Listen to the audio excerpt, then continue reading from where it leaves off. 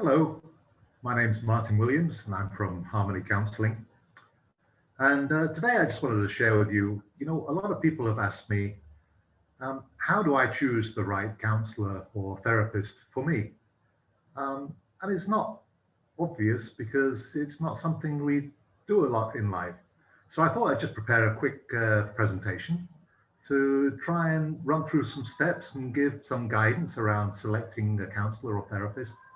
And this presentation is actually on our website at www.harmonycounselling.com.sg, and it's available for free download for anyone who'd like to review it further. So without further ado, let me quickly pull it up.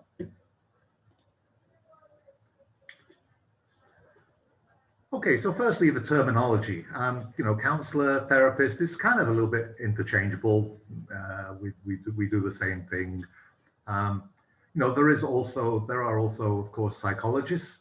Now, the difference between a counselor and a psychologist is probably the psychologist would tend to take on more serious cases, cases of personality disorders, for example, people with schizophrenia or borderline personality disorder, bipolar disorder, maybe traumatic stress, PTSD, all these kind of more serious things that people struggle with in life. But for kind of more general life struggles, anxiety, depression, worries, relationships, these are all the sorts of things that counselors could help you with.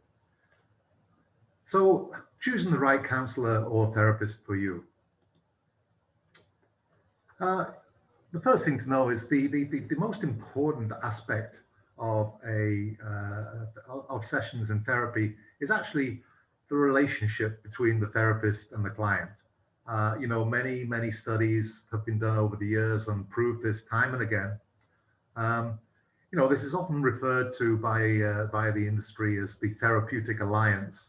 And it's actually proved to be this relationship has proved to be more important than what method or modality the counselor or therapist uses, and even more important than the years of level of experience of the therapist. This is a very important relationship. It's built on a really positive connection, which is based on non-judgmental listening, being empathetic, and this creates an environment that allows the client to feel safe, even when they're discussing issues that are uncomfortable.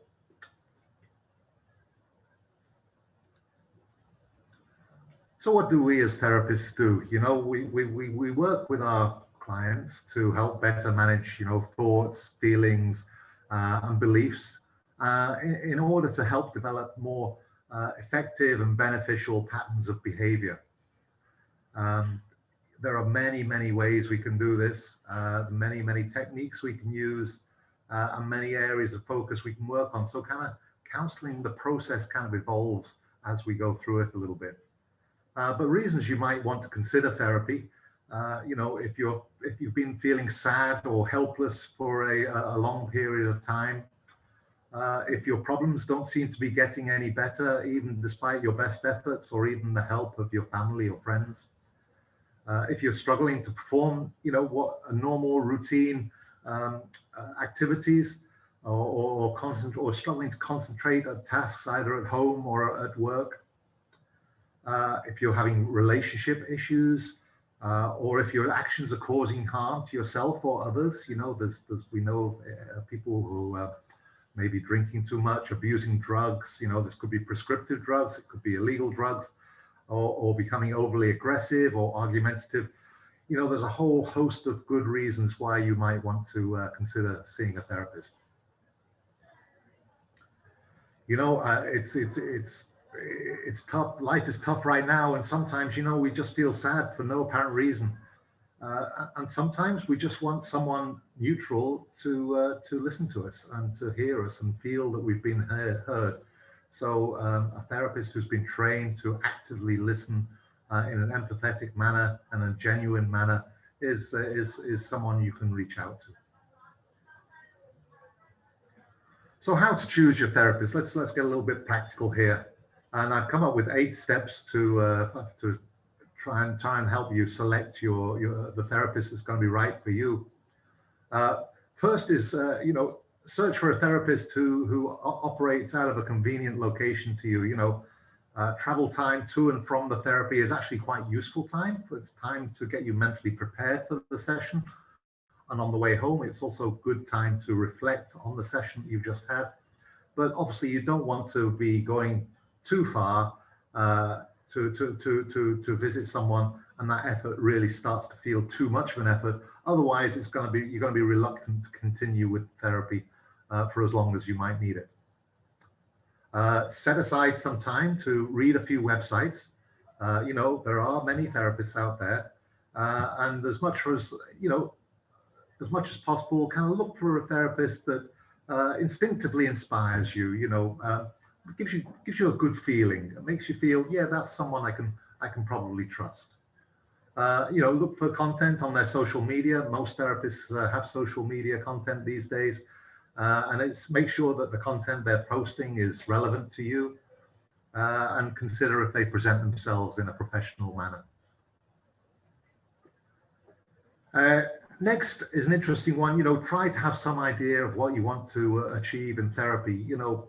Often when people are seeking therapists, they can be confused. They're not really sure what they're looking for. They just know that they're feeling sad or confused.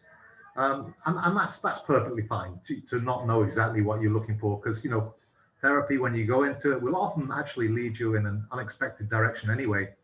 But the goals of therapy should become clearer after 2 or 3 sessions with your therapist. I mentioned just now, don't worry too much about the different therapeutic approaches or the methods that they employ. A lot of therapists will say, yes, I'm an expert in this or an expert in that. But actually, that actually might be a bad thing, because they might, it might mean they're already predetermined to what approach they're going to use in their work with you. I think treatment should evolve using whatever method or approach I believe would be most effective at any given time, any given situation with a particular client. So, we mold the therapy towards what we think will have the most beneficial effects to the client. When you look at therapists, you might want to consider gender, age, religion, cultural background, or even ethnicity of the therapist. I would suggest it's really good to remain open-minded on this, because you might be surprised with what you achieve with a therapist you might not naturally warm to. But however, if you do feel that you will connect with a therapist of a certain type, then by all means, use that as a way to narrow down your search. Referrals are a great way to find therapists, from people you trust. And if you can't get these from friends or family, look for testimonials that therapists post. They're usually genuine. Ours certainly are. We only use actual quotes we've received in writing from people who've used our services. But it's a good way to get a sense of how other clients have reacted to you. Consider the cost and what's affordable to you. That's very important. Therapy can range quite significantly in price range, and you don't necessarily get better service from the higher those charging higher rates.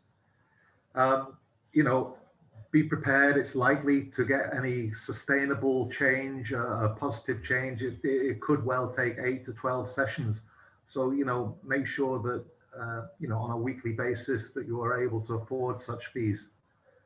Yes, it is possible to achieve positive results from, after only a few sessions, but that's more the exception than the rule. And finally, contact your shortlisted therapist.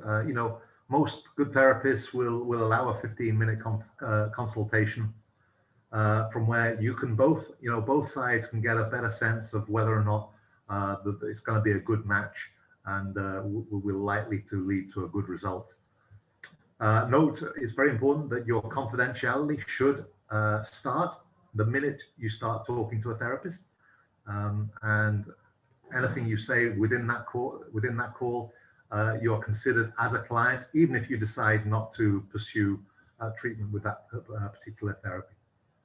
And do ask questions, whatever you want to do, whatever you want to know, be open. The therapist should be open in responding to those questions.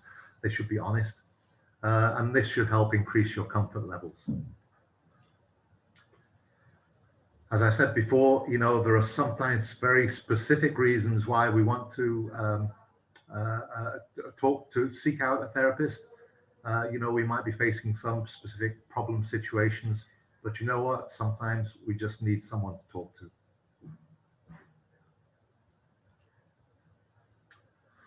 So when you start your therapy, what are the good signs that this therapist is probably going to be right for you and will bring you some good positive results. A lot of people are very nervous when they start out the session because they don't know what to expect. It's not something we do on a regular basis, for most people. But if you're nervous starting the session and but feel less nervous as you go on, that's certainly a good sign. If you feel you can talk openly about your experiences without feeling that you're being judged, that's also a good sign. Most important part of being a therapist is being a good listener and being attentive to the client. So that helps you understand yourself more deeply. Okay. The therapist can, try to normalize issues and can share aspects of their life that may be relevant to the session. But, you must be comfortable with the amount that the therapist shares about themselves and their life. After the therapy, you should feel glad that you went, and you should feel hopeful about the future. Sometimes the therapist will make you and encourage you outside your comfort zone, but not too far to the point where that actually adds to any sense of anxiety or trauma.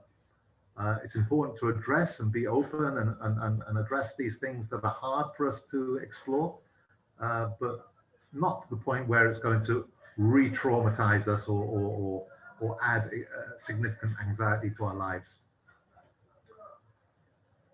Your therapist seems kind and you feel comfortable with them, but the therapist shouldn't seem to want to become a casual friend outside of the sessions. And importantly, the therapist is trying to make him or herself redundant, right? And our prime role is to help you move forward so that eventually you don't need to take therapy anymore. So you've got to feel that you're making progress and working towards an endpoint, which is doing without therapy, or at least, extending the gaps between when you need to see your therapist. So there are also signs that a therapist is not a good fit for you. If you think that your therapist is not really listening or appears distracted in your sessions, that's a very bad sign. If you feel judged or invalidated by a therapist, that's not going to help you feel open. That's not going to help you share the details of your life that you need to in order to explore and come to some kind of resolution and healing. After therapy, if you feel actually worse about yourself and the choices that you have, that's also a big negative sign. The therapist, if they share more about themselves that you feel comfortable hearing, that is not good practice. If the therapist asks you to spend time with them outside the therapy sessions, generally that is ill-advised. We need to create some boundary between client and therapist. There are specific times when you would want to go outside for therapeutic reasons, maybe to try and work through a particular issue, but these will be clearly defined during the session before you arrange any outside sessions. The therapist gives you advice. We're not here to give advice. We're here to listen and to help you through your choices in life. And we are not here to tell you what you should or shouldn't do. If you feel that that's happening too much in your sessions, then that's not going to be too helpful to you in the long run. And so if you go to a session, and you feel these things are happening, if you go to a couple of sessions and you feel not comfortable for any of these reasons or any other reasons, don't be afraid to stop seeing your therapist and go and see somebody else. It means that it's likely there's not a good fit between you and them. This is your treatment after all, and it's all about what is best for you. That's the most important thing. Any good therapist will not feel any resentment if you feel the need to move on and see someone else. So in conclusion, firstly, as I say, find a therapist you feel comfortable with, one that you feel you can trust, and someone who makes you feel that they are truly listening to you. Once you commit to therapy, nothing good happens without effort. So, do your part to give your therapy every opportunity to work. If you feel you're not making progress, tell your therapist. If you think you're going in a direction that feels wrong, tell your therapist. It's a two-way street of talking and understanding, and your therapy needs your guidance. After all, you are the expert in your lives. You know far more about your situation than the therapist does. So, use that in your sessions and create a proper dialogue with your therapist. And also between the sessions, work on the issues that you've discussed, by actively working on the issues you've discussed and trying the homework that the therapist suggests, the two of you together can work, create a more successful outcome for you. So that's it. I hope you found this useful, and I hope that you get the help that you need and you find someone who's really ready to work with you in the right way and to build a happier life for you and your loved ones. Thank you very much, and hope to see you soon. Bye-bye.